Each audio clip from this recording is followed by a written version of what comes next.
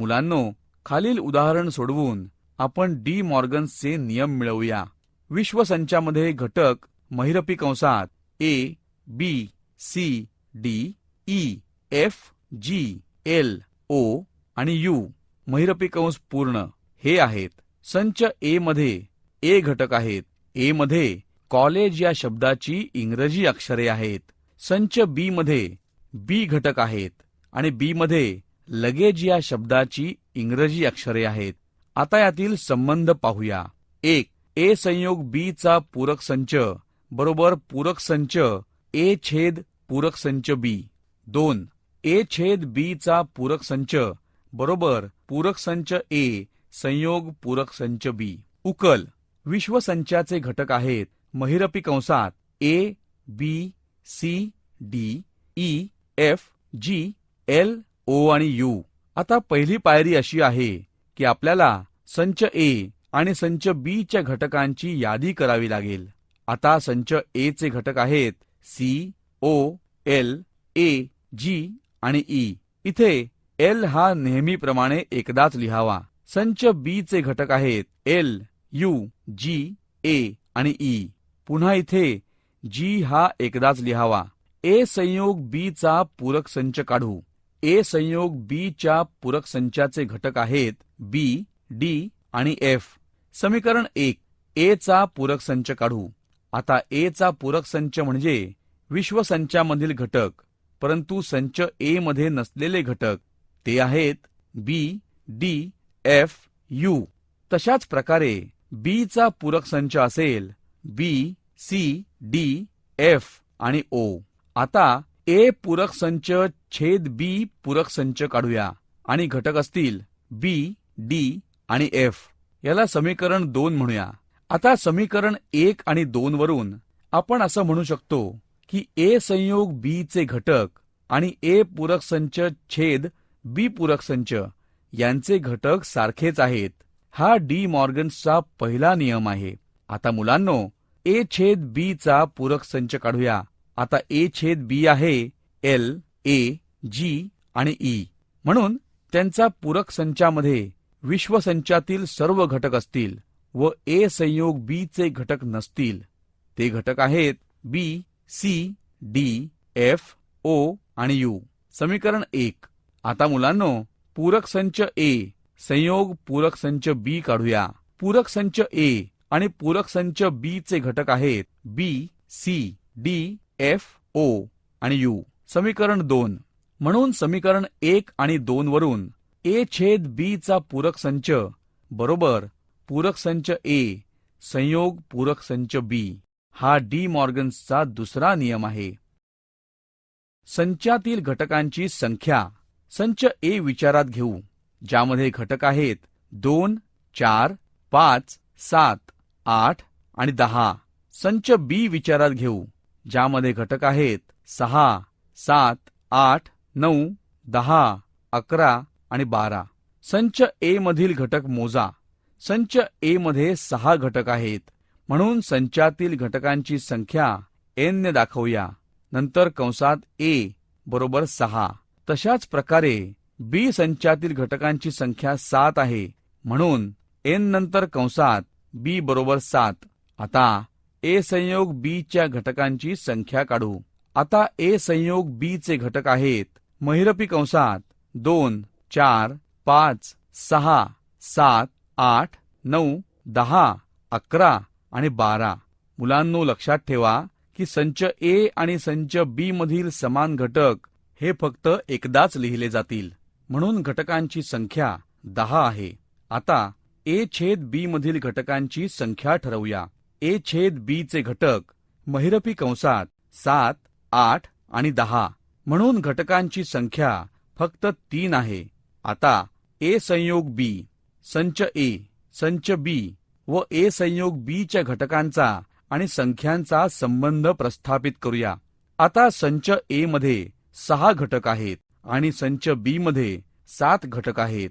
यांची बेरीज 13 आहे.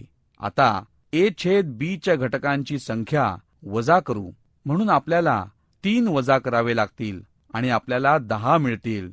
म्हणून समीकरण 1 आणि 2 वरून आपल्या असं लक्षात येईल की ए संयोग बी च्या घटकांची संख्या बरोबर ए आणि बी च्या घटकांची संख्या वजा ए छेद बी च्या घटकांची संख्या. आता मुलांनो, ए वजा बी मधील घटकांची संख्या ठरवूया आणि संच ए व ए छेद बी यांचा संबंध पाहूया.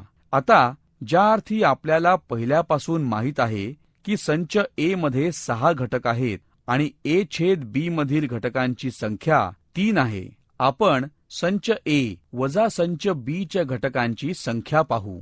संच ए वजा संच बी मध्ये ए मधील घटक असतील परंतु बी मधील घटक नसतील. ते आहेत 2, 4 आणि 5, म्हणून संख्या 3 आहे. निश्चितपणे मुलांनो, तुम्ही लगेच शोधू शकाल की संच ए वजा संच बी च्या घटकांची संख्या बरोबर संच ए च्या घटकांची संख्या वजा ए छेद बी च्या घटकांची संख्या. तशाच प्रकारे मुलांनो, तुम्ही स्वतः पुढील गोष्टी शोधण्याचे काम चालू ठेवू शकता. ए संच बी वजा संच ए च्या घटकांची संख्या बरोबर संच बी मधील घटकांची संख्या वजा ए छेद बी. बी ए संयोग बी च्या घटकांची संख्या बरोबर ए वजा बी घटकांची संख्या अधिक बी वजा ए च्या घटकांची संख्या अधिक ए छेद बी च्या घटकांची संख्या. मुलांनो, आता आपण काय शिकलो ते पुन्हा काही उदाहरणे सोडवताना पाहूया. अभ्यास 1.5 प्रश्न 1. जर संच ए मधील घटकांची संख्या बरोबर 5, संच ए संयोग संच बी च्या घटकांची संख्या बरोबर 9, ए छेद बी च्या घटकांची संख्या बरोबर 2, संच बी मधील घटकांची संख्या काढा. उकल.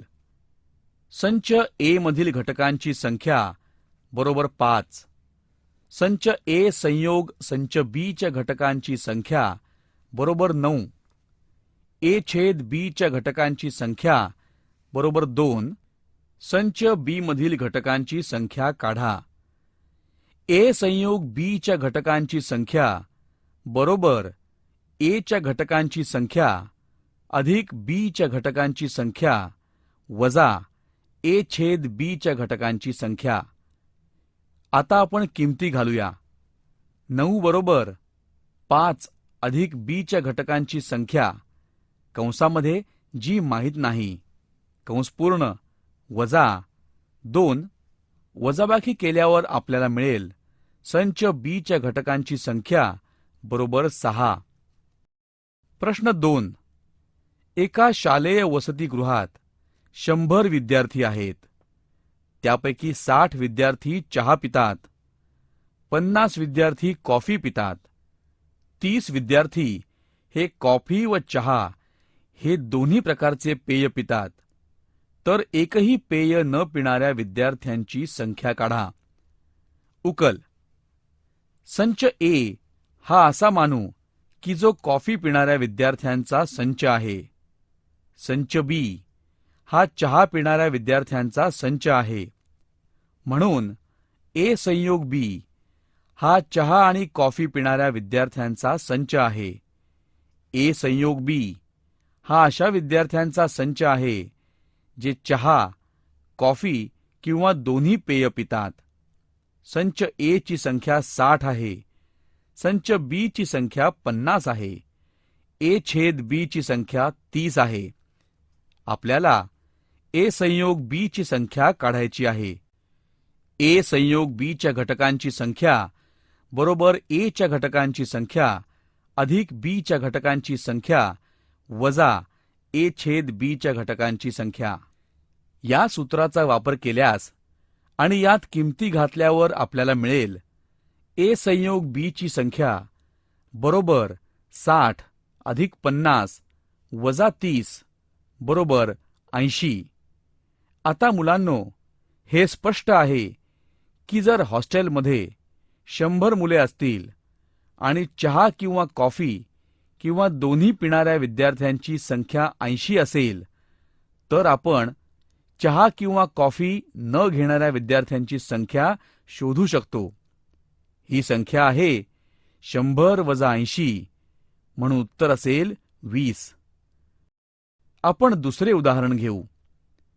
प्रश्न 3. 3 संच ए, बी आणि सी मधील संबंध वेन आकृती दर्शवते. आपल्याला सिद्ध करायचे आहे की ए संयोग बी संयोग सी च्या घटकांची संख्या बरोबर ए घटकांची संख्या अधिक बी घटकांची संख्या अधिक सी घटकांची संख्या वजा ए छेद बी च्या घटकांची संख्या वजा बी छेद सी च्या घटकांची संख्या वजा सी छेद ए च्या घटकांची संख्या अधिक ए छेद बी छेद सी च्या घटकांची संख्या, म्हणजेच डावी बाजू बरोबर उजवी बाजू. आता मुलांनो, आकृतीकडे पाहून आपण घटकांच्या संख्या ठरवूया. ए संयोग बी संयोग सी च्या घटकांची संख्या घेऊया. आपल्याला तिन्ही वर्तुळामधील घटक मोजावे लागतील. ते आहेत 9. याला आपण समीकरण 1 म्हणूया. आता आपण ए संचाकडे लक्ष केंद्रित करूया. म्हणून ए वर्तुळामधील घटक मोजा. ते आहेत 5 घटक. तशाच प्रकारे संच बी मध्ये 5 घटक आहेत आणि संच सी मध्ये 4 घटक आहेत.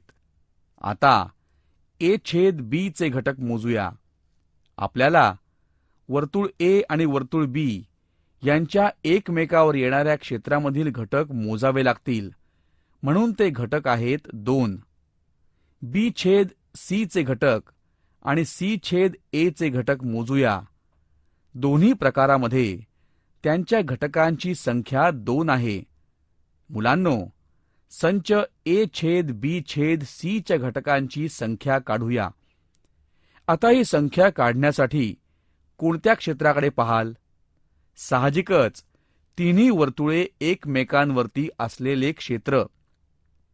म्हणजे इथे फक्त एक घटक आहे, म्हणून संख्या 1 आहे. आपल्याला जे काही सिद्ध करायचे आहे ते सिद्ध करण्यासाठी आपण योग्य त्या किमती समीकरणाच्या उजव्या बाजूला घालूया. म्हणजे ते असे होईल: 5 अधिक 5 अधिक 4 वजा 2 वजा 2 वजा 2 अधिक 1 बरोबर 9. समीकरण 2. आता मुलांनो, आपली डावी बाजू जी आहे ए संयोग बी संयोग सी या घटकांची संख्या सुद्धा 9 आहे. समीकरण 1 आणि 2 वरून आपण म्हणू शकतो की डावी बाजू बरोबर उजवी बाजू.